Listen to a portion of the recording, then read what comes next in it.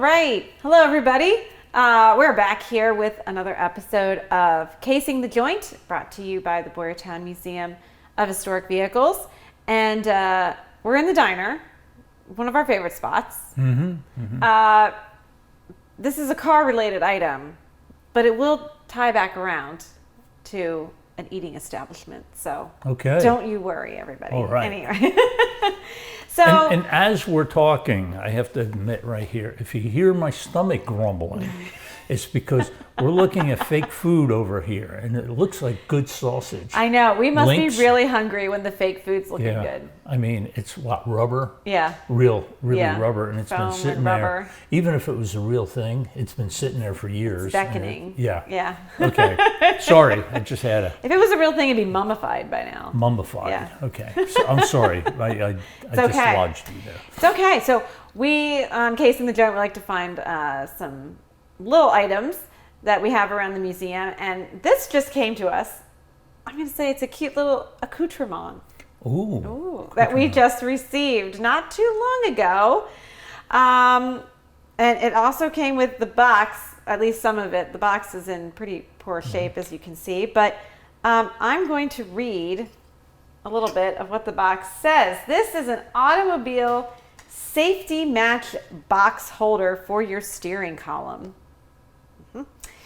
So to attach, stand box on column as shown on other side. We have that photo there. Bring spring around and attach to hook on opposite side. Be sure the scratcher side is to the right and the flange, which prevents box of matches from falling out to the bottom. The box itself should not rest on column, but should rest on the 4 contact points or legs to prevent moving or slipping. Spring adjusts itself to any size column. If column is exceptionally large, stretch spring slightly before putting on. So there's your spring at the back, and it does unhook. Wow. Yeah. So action. So you can get it around. There's those 4 little legs to keep it from jostling. And there's where you put your striker, because that side's open. This is solid.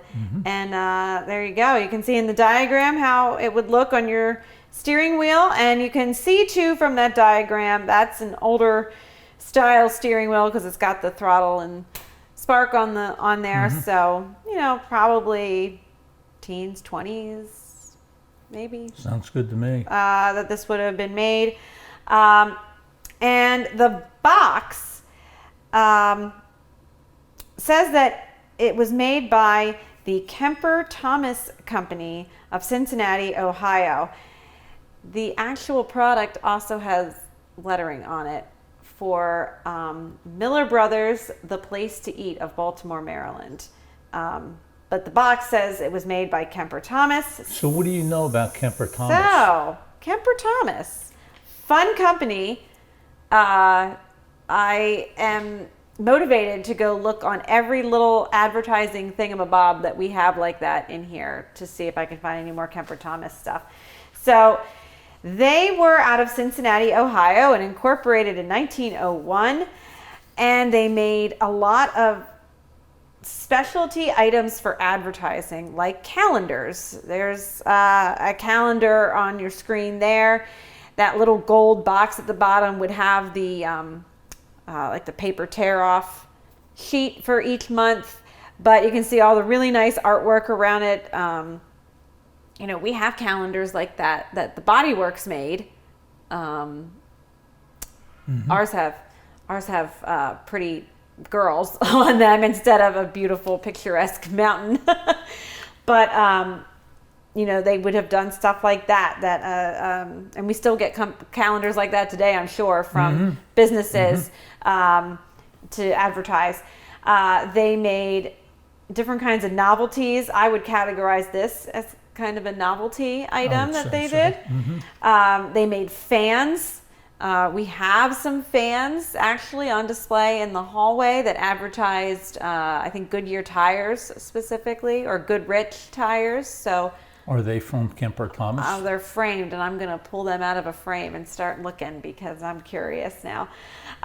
They made leather and cloth goods and really anything that a business could put their name on and sort of hand out or give out to customers as a way of advertising. And obviously this is still a major thing today that people do.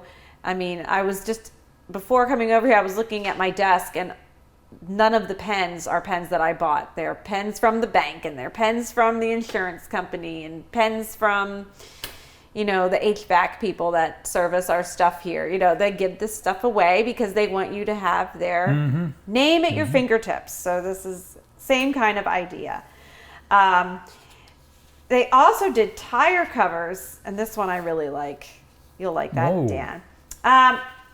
They made a tire cover promoting the Milwaukee Auto Show in the 1930s, and I especially like it because apparently they were giving away a Plymouth a day at this show, which is really fun. I like that. Whiz Tire Company, Whiz Tire cover says on here. Yes, so that is a sample. It says in really small print there on the side. That is a sample Whiz Tire cover, 2 colors, yellow and orange on black lacquered stock. So Kemper-Thomas, and this is my understanding from when I was reading more about this specific tire cover. I mean, Whiz made the cover. Kemper-Thomas would print it with, whatever advertising you wanted on there. In this case, the Milwaukee Auto Show from the 1930s. And then this company was around for a while. I'm not totally sure when it closed, but it was incorporated in 1901. There's the factory building. It says Norwood, Ohio. It's like a neighborhood of Cincinnati. Really neat building. If you look really carefully along the roof line above that, those last top floor windows, there's like a decorative brick pattern in there. Well, the building still stands today. It's a Salvation Army, but it's clearly the same building. That same pattern is in the brick. So I think that's pretty cool that it's still there. One of their slogans that they used, and I really liked it, was advertising that lives. Isn't that great? Love it. Yep. Love it. We talk a lot about ads here. We look at ads in magazines and trade journals and newspapers and things. But this was a different sort of advertising, the whole, giveaway and like a tangible item that the customer can take home with you. So real quick, we're going to talk about, though, why would you need a matchbox or a matches holder in your car? If you smoked. That's one reason, of course. Yeah. Electric car lighters or cigar lighters in cars, that took a little bit of time. They were not around yet when this would have been made and marketed out to people. So the first electrical cigar lighter, not necessarily for use in a car, but the first electrical cigar lighter was invented in the 1880s by Friedrich Wilhelm Schindler in Austria. And there's his portrait there. He built Austria's first electric generator. He was electric whiz. He also came up with a fully electric kitchen at the 1893 Chicago World's Fair. 1893. Wow. Look at that modernity there. It's great. There's no food, though. I know. Oven must not have been working too hot. Right there. I think that's the same sausage that's sitting there. It could be. That's vintage sausage, bacon, and eggs over there. Okay. So when do cigarette or cigar lighters start appearing in cars in the United States? Well, not really till like 1925 and 26 is when they start showing up. Of course, they're not standard in the 20s, but that's when they start showing up. You can see there's a patent for an electrical lighting device for cigars and the like, they call it. And that came out in 1921 here in the United States, and that was filed by a Joshua Morris. But it takes a little bit for them to pop up in cars. And I looked at our 1920s cars, and I could not readily see one that had an electrical lighter in it yet. In 1928, a company called Connecticut Automotive Specialty Company, Casco, patents a version that uses a cord and a reel. The igniter is connected to the current with a cable that was wound up on a spring drum. So you pull it out and you're kind of like creating that. And then as you put it back in, the cord rewraps around.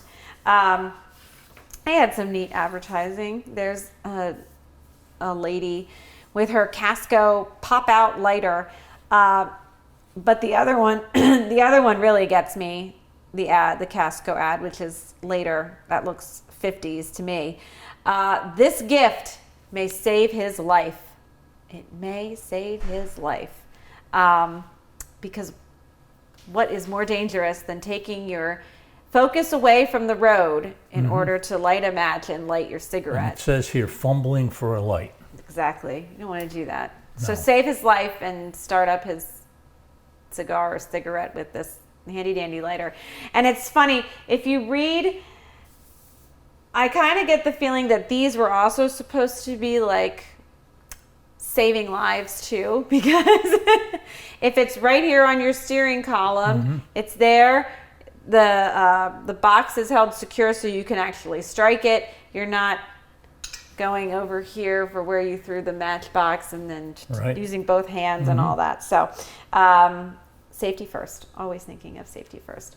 So yeah, that's a little bit of, and then of course electric cigarette lighters are pretty much standard by the 50s in cars, and for a long time after that. I remember them in cars when I was a kid. Now I think I just have an AV, like a plug, like an electric plug. I think you can get one, but I don't know if they're standard as much anymore as they were. It seems like they're all for electrical use of like your phone and your whatever device you're using. Other important accoutrements. Exactly. Those accoutrements are very important. Now, I have to get back to this real quick, because there's no way that I can not look up this restaurant that is listed on this on this little automotive safety matchbox holder for your steering column. So this is for Miller Brothers, The Place to Eat, 117 West Fayette Street, Baltimore, Maryland. So I looked it up, and it was a beautiful building. There it is. It's got a raw bar, beautiful brick building, neat sign out front. And believe it or not, I was able to find a menu for this place from 1951 off the Culinary Institute of America. They have digital collections of menus that I could get lost in for a long time. So there you go, Dan. If you ever want to look at old menus. You said 51? 1951, August, I think specifically, because it's several pages, and there's a page with like a catch of the day or whatever, and it says August in there, which I think is really cool. And I can't quite see it. The old picture there says established 1870 something. It was around for a long time, because the last day it was open was June 30th of 1963. Unfortunately, that building has been demolished as part of the Charles Center redevelopment project. So you can't go see the building anymore. But I thought that finding the menu was too cool. It's extensive. It's a huge menu. Very classy looking on the front. But speaking of advertising, they don't need help with this to advertise. The Place to Eat is not a good slogan. This is better. This was in the menu. No music, no dancing, no frills. The value is on the platter. There you go. There it is. There you go. Yep. So that is something you didn't know you need, which was a safe place to keep your box of matches while you're driving. Right. There you go.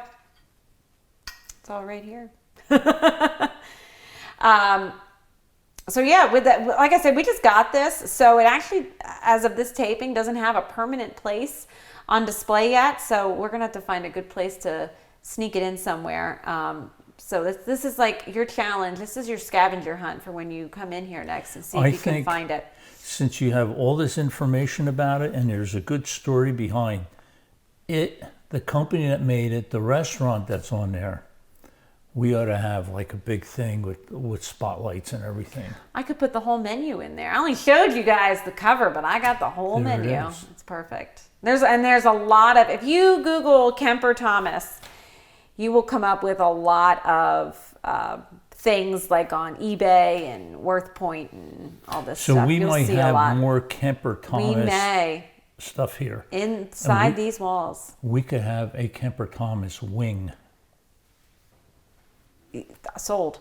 I would do that because I love this stuff. I love how places advertised. I think it's neat what they put their names on. So this is not one I would have expected, but so that's it.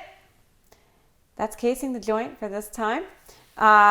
So you have to come join us again, and like we said, go on the scavenger hunt to go find this. And it's a big flashy place that we put it.